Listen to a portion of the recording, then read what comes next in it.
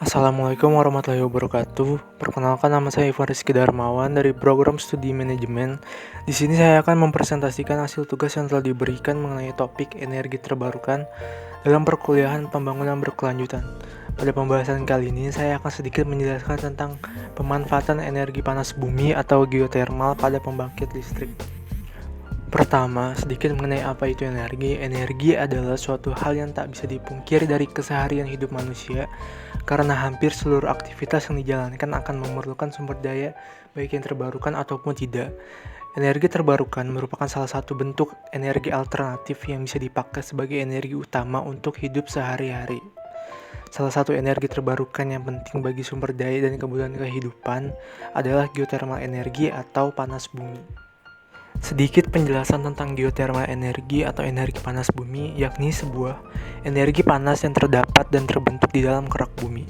Panas bumi adalah sumber energi panas yang terkandung di dalam air panas, uap air, dan batuan bersama mineral, ikutan dan gas lainnya yang secara genetik semuanya tidak dapat dipisahkan dalam suatu sistem panas bumi, dan untuk pemanfaatannya diperlukan proses penambangan. Energi panas bumi berasal dari aktivitas tektonik di dalam bumi yang terjadi sejak planet diciptakan. Panas ini juga berasal dari panas matahari yang diserap oleh permukaan bumi. Selain itu, sumber energi panas bumi ini diduga berasal dari beberapa fenomena seperti peluruhan elemen radioaktif di bawah permukaan bumi, panas yang dilepaskan oleh logam-logam berat karena tenggelam ke dalam pusat bumi, lalu efek elektromagnetik yang dipengaruhi oleh medan magnet bumi.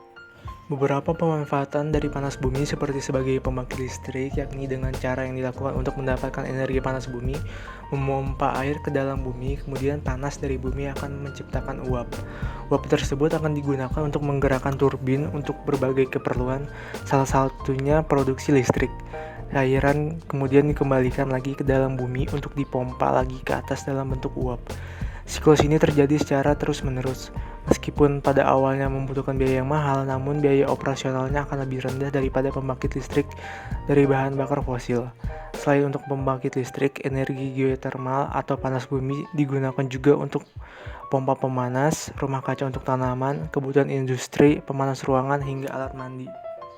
Ada pula keunggulan dari pemanfaatan energi terbarukan ini, yakni minimnya emisi gas rumah, sehingga cenderung tidak menciptakan pencemaran udara jika dibandingkan dengan penggunaan bahan bakar fosil untuk membangkit listrik. Lalu, usia pemanfaatan yang sangat lama, hal ini bisa dilihat dari beberapa contoh, seperti pembangkit listrik di Italia yang telah beroperasi lebih dari 100 tahun, kemudian biaya infrastruktur geotermal yang relatif rendah, lebih kecil dari biaya pembangunan energi angin atau surya, serta kebutuhan lahan membangun pembangkit listrik energi panas bumi tidak banyak dibandingkan pembangkit energi angin, air, surya yang membutuhkan lahan cukup luas.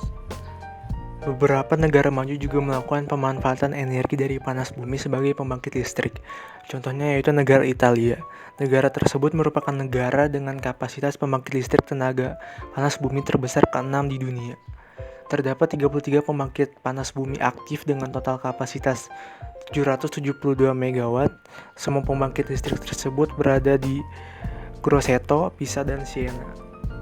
Dan Indonesia pun sedang terus mengembangkan dan meningkatkan pemanfaatan pembangkit listrik energi panas bumi.